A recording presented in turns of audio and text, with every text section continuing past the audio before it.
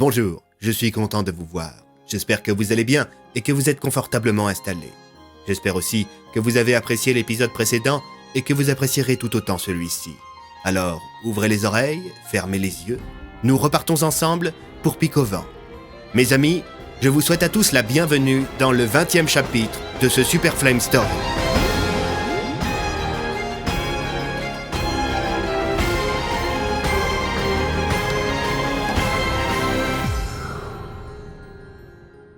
« 20 décembre. Il était environ 1h du matin et Phileas était à bout de nerfs. Il venait d'apprendre par son officier radio que le groupe de recherche venait de retrouver la dizaine de ces hommes qui étaient jusqu'alors portés disparus. La tâche n'avait pas été facile. Avec la tempête de neige, impossible de décoller avec le moindre hélicoptère, et les soldats avaient du mal à voir à plus de 2 mètres à la ronde. Au CDO, se tenait une réunion de crise. Phileas était aux abois. « Morts! Ils sont tous morts! Comment c'est arrivé? Comment ça peut être possible qu'en une nuit on perde 10 gars? Tu parles d'un groupe d'élite! » « Monsieur, je vous invite à garder votre sang-froid, » déclara le colonel Flantier. « Vous insultez la mémoire de nos hommes, là. » « J'insulte la mémoire d'une bande d'incapables, ouais. On passe pour quoi, Flantier? D'ici 10 minutes, je vais devoir expliquer la situation à monsieur le ministre. Moi qui suis sur un siège éjectable depuis le premier jour, vous allez voir que je vais sauter, bon sang !»« Tempérez vos propos, » suggéra Klaus Sattler. « J'ai cru comprendre que la patrouille numéro 7 était principalement composée de bras cassés, monsieur. » « Certes, mais les gars d'Affligen étaient dans la moyenne. Comment on a pu merder à ce point, messieurs ?»« La météo n'était pas avec nous, monsieur, » reprit Flantier. « Combattre en pleine tempête de neige avec une visibilité nulle, surtout si on se fait prendre par surprise, on peut facilement y laisser sa peau, monsieur. » Et le pauvre Samuel s'y a laissé la tête. Et bon sang, vous avez vu dans quel état sont les corps? On dirait qu'on leur est passé dessus avec un rouleau compresseur. « Que fait-on, monsieur ?» demanda Flantier. Écoutez, étant donné qu'il y a déjà eu 2 attaques au niveau de la route de jonction entre Marmottin et Pic au vent, je propose d'augmenter considérablement les effectifs à cet endroit. « Monsieur, si on fait ça, on va devoir amoindrir les défenses de Marmottin. »« A-t-on seulement le choix ?»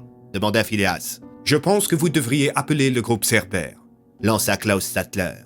Phileas soupira. « J'aimerais tant que possible éviter d'avoir affaire à ces bouchers, » répondit DPA 002. « Oh, ce n'était pas une simple suggestion, DPA 02, répondit Sattler. Il s'agit là d'une vive recommandation que je me ferai un plaisir de transmettre à la hiérarchie. » Phileas bouillait intérieurement. Il détestait être mis en porte-à-faux devant ces hommes, surtout devant des gradés. Il savait également que le sous-entendu de Sattler n'était pas à prendre à la légère. C'était la manière dont fonctionnait DPA 127. Il adorait les sous-entendus et les petites phrases lourdes de sens. Phileas se savait piégé. En ne prenant pas en compte les recommandations de Sattler, il ne ferait plus très long feu à Marmottin. Si d'aventure, il n'était plus à la tête du protocole Centurion du petit village, le capitaine Leblanc finirait par l'arrêter pour le meurtre de Guinard et il finirait ses jours en prison, ou pire. Il fallait donc qu'il appelle le groupe Cerbère. Seul hic, les membres de cette branche de la DPA, bien qu'ils fussent des soldats d'exception, étaient du genre à n'en faire qu'à leur tête. Le groupe Cerbère tient son nom du célèbre chien à 3 têtes de la mythologie qui garde l'entrée des enfers. En effet, ce groupe est composé de seulement 3 hommes. Leur nom de code, Rottweiler, Doberman et King Charles, leur chef. Bien que leur nom puisse prêter à sourire, il ne fallait pas s'y méprendre. Ces hommes étaient des tueurs en puissance. La particularité notable du groupe Cerbère, ses membres ne se battent pas avec des armes conventionnelles, mais avec des ASM. Oui, ces soldats utilisent des livres magiques. Chacun d'eux s'est vu attribuer un ouvrage interdit qu'ils maîtrisent sur le bout des doigts. Et ces 3 chiens, comme les appellent les autres soldats, Phileas allait les appeler en renfort. Pendant ce temps, à Pic au vent, dans la grotte où étaient enfermés Hartmann, Yubvig et Ravioli, on commençait à se les geler. « Bon sang, qu'est-ce qu'il fait froid !» s'exclama Hartmann. « Vous voulez que j'essaie de me rapprocher pour plus de chaleur humaine, patron ?» demanda Yubvig. « Non, ça ira, Yub. »« Ah, il ne va pas tarder !» s'exclama Ravioli. « Qui ça, Boglov? Il revient ?»« Non, c'est l'omniscient. On est le 20 décembre, n'est-ce pas ?»« Ouais, je crois. »« Parfait. Boglov, là, il est bien au chaud dans une maison, et les 2 gus qui gardent l'entrée de la grotte sont en train de fumer, hein ?»« Pourquoi vous dites ça ?»« 3. Hein ?»« 2. »« Pourquoi vous comptez ?»« 1. » Soudain, à l'extérieur de la grotte, des cris et des coups de feu se firent entendre. « Qu'est-ce qui se passe, nom d'un chien ?» demanda Hartmann. Bah, ne vous inquiétez pas, c'est bon pour nous. Il y a des faucheurs qui ont tué les 2 abrutis qui sont dehors, et mon ami ne va pas tarder à apparaître. C'est une question de minutes. Quelques minutes passèrent, et effectivement, il se passa quelque chose. Une intense lumière chaude envahit la grotte de toutes parts, aveuglant temporairement Hartmann, Yupvig et Ravioli. Quand elle finit par s'amoindrir, les trois hommes purent voir, face à eux, dans un éclat de lumière, un homme vêtu d'une toge et portant un masque qui lui couvrait la moitié du visage. C'était l'Omniscient. Ses yeux étaient étranges. En effet, dans ses pupilles, on pouvait voir la Voie lactée. Le temps semblait s'être suspendu et la présence de l'Omniscient était très apaisante. Un profond sentiment de sérénité et de confiance emplit la grotte. « Salut, Omniscient !» déclara Ravioli. « Oh, Tony, mon ami, Tout va bien? mieux que toi, visiblement. Dis-moi, tu pourrais pas nous détacher par hasard? Non, ça serait contraire au libre arbitre. Tu fais chier, tu sais très bien que le libre arbitre il n'existe pas, t'en es la preuve vivante. Sois un peu plus poli, le sergent Yupvig et le colonel Hartmann vont croire que n'importe qui peut se permettre d'être familier avec moi. Bon, excuse-moi, hein. Je t'en prie. Est-ce que la lettre est en place? Bien sûr, pourquoi tu me le demandes alors que tu le sais très bien? L'illusion du choix, c'est important. Il faut l'entretenir. Bon, mon cycle de présence se termine, content de voir que j'ai pu éviter Boglov. Il m'agace, celui-là. Bon courage, messieurs. J'ai rendez-vous avec d'autres destinées. La lumière autour de l'Omniscient s'intensifia, il sourit et disparut. La vache, ça a été impressionnant, Déclara Yupvig. Pourquoi ce gars ne nous a pas détachés, bon sang? Il est complètement con, votre ami. S'exclama Hartmann. Ah, il s'est fixé pour règle de ne pas intervenir quoi qu'il advienne. Il se permet cependant parfois d'aiguiller dans la bonne direction. Hein? Il y a des forces qui sont à l'œuvre et ils luttent soit avec, soit contre. Donc ce mec est apparu par magie dans cette grotte juste pour dire coucou et nous laisser dans notre merde? Mais c'est un petit peu plus compliqué que ça. Hein? Je pense qu'il est surtout venu pour être sûr que j'ai bien planqué ma lettre. Je le soupçonne d'avoir du mal à lire ce qui touche de près ou de loin à Nicolas Boglov.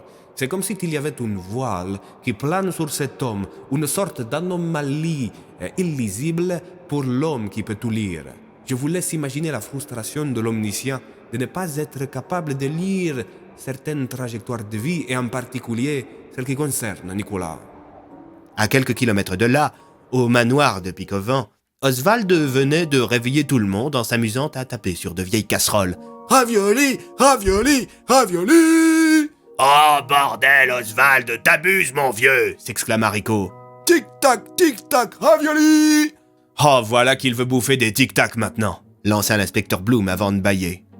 Je crois que son tic-tac fait plutôt référence au fait que l'heure tourne, répondit Andrew. En d'autres termes, il est pressé de retrouver Anthony Ravioli, déclara Tassier, tandis qu'Oswald l'applaudissait. Ravioli! Est-ce que quelqu'un a vu Alias? Demanda Andrew.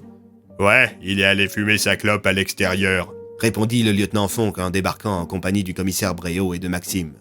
Bon, Rico, Fonck et Bréau, on vous confie la boutique, S'exclama Tassier. On reste en liaison radio au canal 9, histoire que Boglov ne nous écoute pas. On balancera des informations erronées ou inutiles sur le canal 7 pour qu'il ne se doute de rien. Entendu. Bonne chance, les gars. S'exclama le commissaire Bréau. Oswald ne tenait plus en place. Il voulait partir. Sans crier gare, il fonça vers la porte, sortit à l'extérieur et passa devant Alias sans même s'arrêter. Vous ne voulez vraiment pas vous habiller, Oswald? Lança DPA 001, déjà blasé par l'idée de faire la route guidée par un fou. Ravioli! Lança Oswald en se retournant, invitant ses 4 compagnons de route à le suivre. « Oh Seigneur, faites que la route ne soit pas trop longue », soupira l'inspecteur Bloom. À Marmottin, Phileas avait fini par céder aux recommandations, ou plutôt ordres déguisés de Klaus Sattler. Il avait fait venir le groupe Cerbère par hélicoptère, profitant d'une accalmie. Ce dernier s'entretenait avec King Charles, tandis que Doberman et Rottweiler faisaient le tour de la ville en compagnie de Sattler et du colonel Flantier. Phileas était un peu tendu. Il faut dire que King Charles, ou plutôt DPA 666, était un homme imposant. Non pas qu'il était doté d'une carrure particulièrement grande, mais plutôt à cause de son regard froid et son léger strabisme à l'œil droit qui faisait qu'on ne savait jamais vraiment s'il nous regardait. En résumé, le groupe Cerbère sera placé en faction en compagnie des patrouilles 7 et 9. En tout, vous serez une bonne vingtaine d'hommes à être placés sur la route de jonction entre Marmottin et Picovan. On va vous prévoir une arrière-garde et 2 blindés. Entendu. Vous n'utiliserez vos ASM qu'en cas d'extrême nécessité, est-ce clair? Limpide, monsieur. De toute façon, nous ne sortons les livres de leur valise qu'en situation de combat, déclara King Charles, en frappant contre l'attaché case qu'il avait avec lui et qui lui était attaché au bras par des menottes. Est-ce que... demanda Phileas, à la fois gêné et curieux. Vous voulez le voir, n'est-ce pas? Si ça ne vous dérange pas. C'est une entorse au protocole, mais bon, j'ai l'habitude. J'avoue que je trouve moi aussi cette petite chose fascinante, déclara King Charles en sortant de sa poche une clé en argent. Il ouvrit l'attaché case et en sortit un livre. Et donc c'est cette chose qui... Oui, c'est le livre d'Ignis. Phileas déglutit. King Charles sourit. Il parcourut quelques pages en quête d'un petit sortilège pas trop dangereux.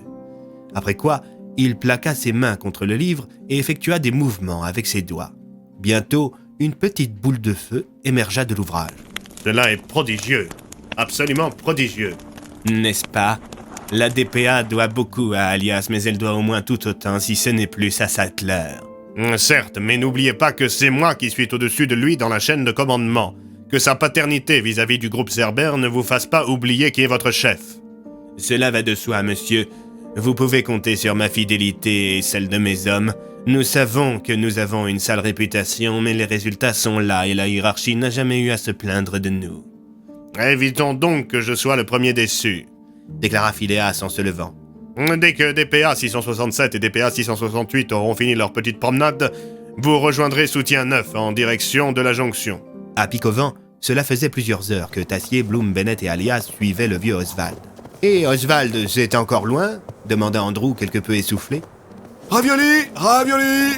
Le groupe s'engouffra ensuite dans une forêt de sapins qui n'était pas sans rappeler celle où vivait Oswald. Ils passèrent d'ailleurs devant la maison explosée de ce dernier. « Et attendez, on n'aurait pas fait un putain de détour par hasard? La maison d'Oswald est à 30 minutes de marche du manoir, pas à 3 heures ?» se plaignit Bloom. « Il est zinzin, le vieux. C'est déjà bien qu'il sache à peu près où il va. On va pas lui demander en plus d'emprunter le meilleur chemin possible. » répondit Tassier. Un petit quart d'heure passa, et le groupe finit par tomber sur une clairière au centre de laquelle, dans la neige fraîche, se trouvait une petite maison. Oswald se mit à sauter sur place. « Ravioli! Ravioli !» Il était à peu près midi. Le groupe s'avança vers la maison. Alias constata qu'on y était entré par effraction. À l'intérieur, tout était sans dessus-dessous. « Bon, ben, je sais pas vous, » déclara Bloom, « mais je suis persuadé qu'on a fait tout ce chemin pour rien. »« Attendez, où est passé Oswald ?» demanda Bennett. « Je crois qu'il est dans la cuisine. » Les 4 hommes s'y précipitèrent. « Non mais sérieusement, Oswald, t'es venu ici juste pour te préparer à manger ?» demanda Bennett en constatant que le vieux bougre avait allumé le gaz et sorti une casserole. Oswald sourit, il sortit du placard 2 boîtes de raviolis. « Ravioli !»« Est-ce que c'est une putain de blague ?» demanda Bloom. Le vieil homme ouvrit la première boîte de raviolis et versa le contenu dans une casserole. Il fit de même pour la seconde, mais ce ne sont pas des pâtes qui tombèrent dans la casserole, mais une lettre. « Ravioli ?» se demanda Oswald. L'homme à l'étrange porte s'empara de l'enveloppe. Il l'ouvrit. « Mon très cher Oswald, si tout se passe comme l'a prévu notre ami commun, tu devrais tomber sur cette lettre le 20 décembre aux alentours de midi. Je suppose que la faim t'aura poussé à vouloir manger, tout c'est pertinemment où je mets mes raviolis. Boglov ne devrait pas avoir grand-chose à faire de ces 2 boîtes de pâtes. Aussi, c'était l'endroit le plus sûr pour cacher ce mot. Je ne comprends pas moi-même ces messages à l'heure où j'écris ces lignes, mais je suppose qu'il aura plus de sens pour toi. Retrouvons-nous tous dans le ventre de la hurleuse. Bréau comprendra. Surtout, attendez demain. Aujourd'hui, ce serait du suicide. Sur ce, je t'embrasse, mon ami. À une prochaine. Anthony Ravioli. Les membres du groupe, à la fois satisfaits et perturbés d'avoir découvert cette lettre, retournèrent au manoir. Une fois sur place, ils donnèrent le mot à Bréau. La Hurleuse, c'est comme ça qu'on appelle une petite grotte située à quelques kilomètres plein nord. Quand le vent s'y engouffre, ça provoque un son étrange qui fait penser à un hurlement continu. Je veux bien vous y amener, mais je vous préviens, ça grimpe sévère. Eh bien parfait, qui reste au manoir ? demanda Bloom. Le mot stipule qu'on ne doit pas y aller avant demain, et je pense que les premiers mots, retrouvons-nous tous, sont importants. On doit tous y aller, déclara Bennett. T'en penses quoi, Alias ? demanda Tassier. On fait ce que dit Bennett. La décision était donc prise.